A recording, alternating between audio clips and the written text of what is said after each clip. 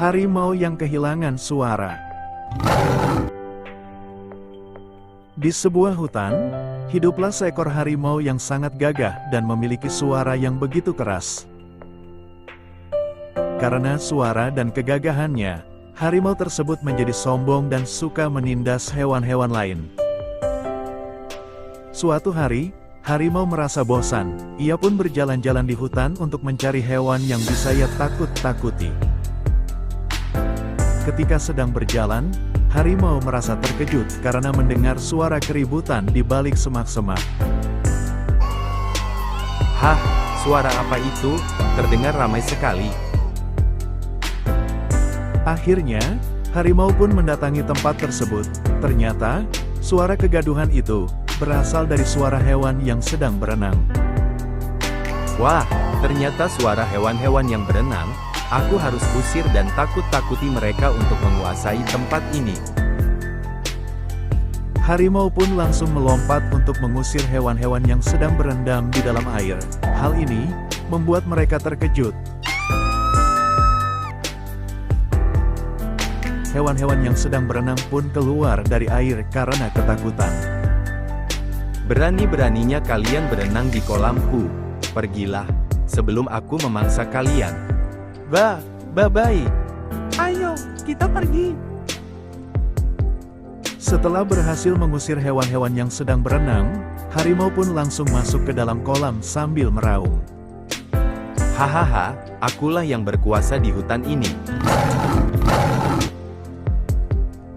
Di sisi lain, hewan-hewan yang tadi berenang, berlari ketakutan karena suara harimau yang tetap terdengar walaupun mereka sudah berlari sangat jauh.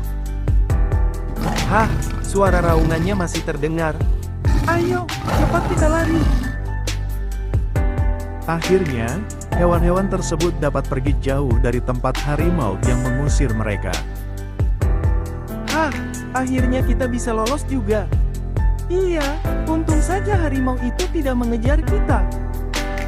Ih, aku tidak suka harimau itu, dia selalu saja menindas kita. Hewan-hewan itu pun memikirkan cara untuk memberi pelajaran pada harimau. Kita harus melawan harimau itu. Tapi, bagaimana caranya? Dia kan kuat sekali. Aku memiliki rencana bagus. Aku pernah melihat singa di sekitar sini. Kita pancing saja harimau itu ke sana. Keesokan harinya, hewan-hewan datang lagi ke tempat harimau. Mereka berniat memancing harimau ke tempat singa. Ada apa lagi kalian ke sini? Kalian ingin aku mangsa? Jangan sombong kamu, di hutan ini, ada yang lebih hebat darimu. Mendengar perkataan rubah, harimau malah tertawa meremehkan rubah. Hal ini membuat hewan-hewan menjadi kesal. Hahaha, tidak mungkin. Aku ini adalah hewan terkuat di hutan. Cih, sombong sekali kamu. Kalau begitu, buktikan perkataanmu sekarang. Akhirnya, harimau pun pergi ke tempat singa dengan diantar rubah. Harimau merasa dirinya paling hebat sehingga dia tidak berhenti meraung. Aku akan mengantarmu sampai sini, kamu bisa menemuinya di belakang semak-semak itu. Hahaha, dasar pengecut kamu rubah. Harimau pun langsung berteriak dan mengajak singa untuk mengadu raungan. Hei singa, bangunlah, ayo kita beradu raungan, untuk menentukan penguasa hutan ini. Berani kau menggangguku? Baiklah, aku terima tantanganmu. Harimau memulai pertandingan dengan meraung terlebih dahulu. Raungan harimau terdengar keras. Namun, hal itu tidak membuat singa takut.